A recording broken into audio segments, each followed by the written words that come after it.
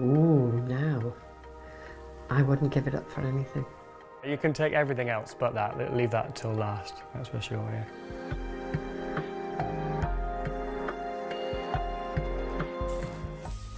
Many people who use insulin pumps would not ever be without them. I'm type 1 diabetic and I'm on an insulin pump, and I have what they call a combi, which means I have a meter and I have a pump that's attached to my body. So the meter I use to do my blood tests, and that meter will tell me what my glucose levels are at that particular point of the test. This is the pump.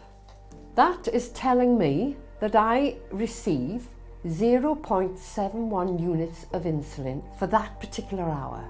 Maybe the next hour it'll be more. It does fluctuate, you know. And so every 3 minutes I'll get a squirt of insulin. Your insulin pumps from there and it goes into this tube.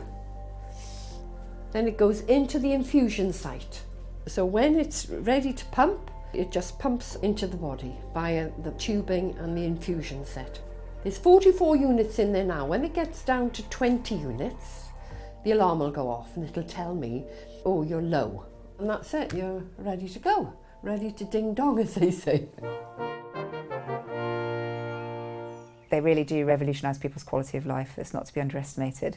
But they have to go into it, if you like, with their eyes open. They need to be absolutely rock solid in their carbohydrate counting. That's absolutely essential to using the pump properly.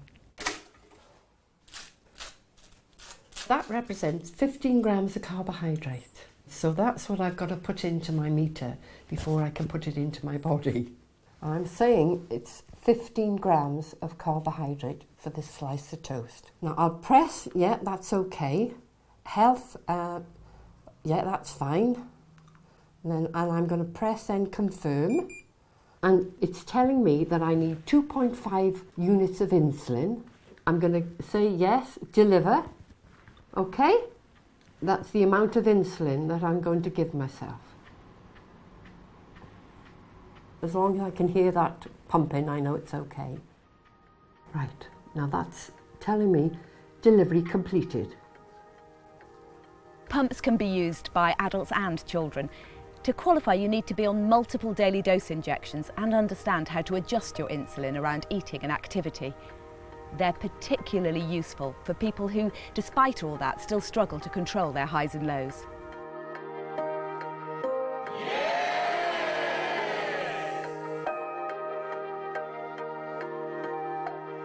It's something I don't do. I've got mine on the only time I take it off is if I have a bath. You can unclip it for up to an hour at a time, but a lot of people will continue to wear it. A lot of the pumps are water resistant or waterproof, and so there isn't any issue with going about your daily activities wearing a pump. One of the biggest advantages of pump therapy, apart from the flexibility, is the fact that it helps with the vagaries of the long-acting insulin. So normally when people are on 4 times a day injections, they're injecting once or possibly twice a day of their background insulin, and one of the problems is that that can be very variable. In particular, the issues with that are, for example, nighttime low readings or hypoglycemia, and the pump can be very helpful with that because you can set different rates down to fractions of a unit if necessary to suit that person, so minimising the risk of them having that dreaded low reading overnight. Yes, you can unclip it if you wanted to. Sex is a form of exercise, so people would need to think about that perhaps.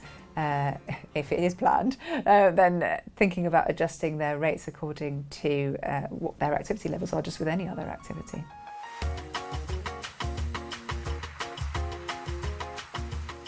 I'll put my gardening stuff on. I would go down to the exercise programme. I'd press that to say, well, I'm going outside. So it would reduce the amount of insulin I gave myself by 25%. Then I'd quite happily go out then, say 10 o'clock. Come back in about 11:30 for a cup of coffee, test again just to see how things are going.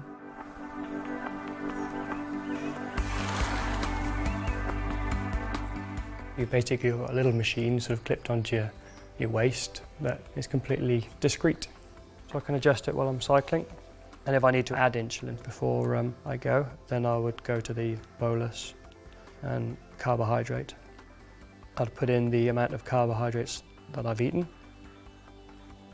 So if it's a crumpet, they're about 30 grams. And then I would add the blood glucose. So in this case it was 4.6. And then I would show results. And it's telling me I've got 1.2 on board units of insulin. I need 2 units, and it's no adjustment for my blood glucose. So I'm ready to go. I've got my blood sugar levels, I know where I am with that. I'm happy that I've eaten enough carbohydrates. So I'll clip that back on. I will grab my helmet and gloves and we'll go for a ride. So we're seeing Stuart. He's had type 1 diabetes for 3 years. He's been on insulin pump therapy, I think it's approximately 2 years now.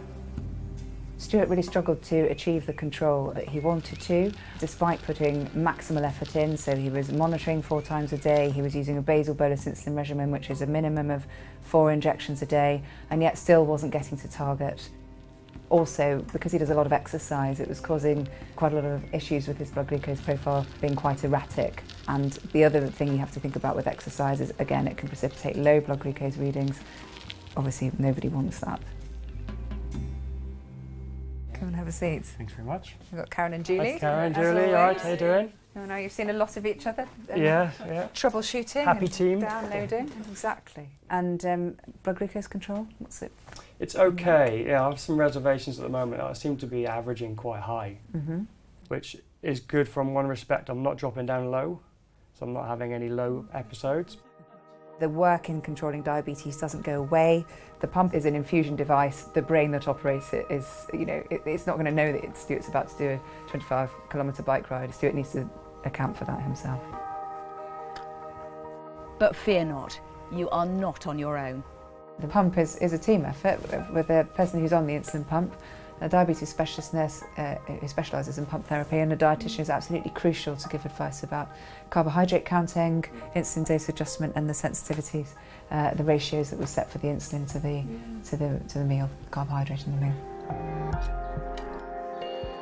Insulin pumps can help fit diabetes around your life, rather than the other way around. You still have to sweat the carbs, but get it right, and it can really help minimise the risk of long-term complications. I'm quite relaxed about it all, maybe perhaps too much, I don't know. But I think it's the best thing since sliced bread.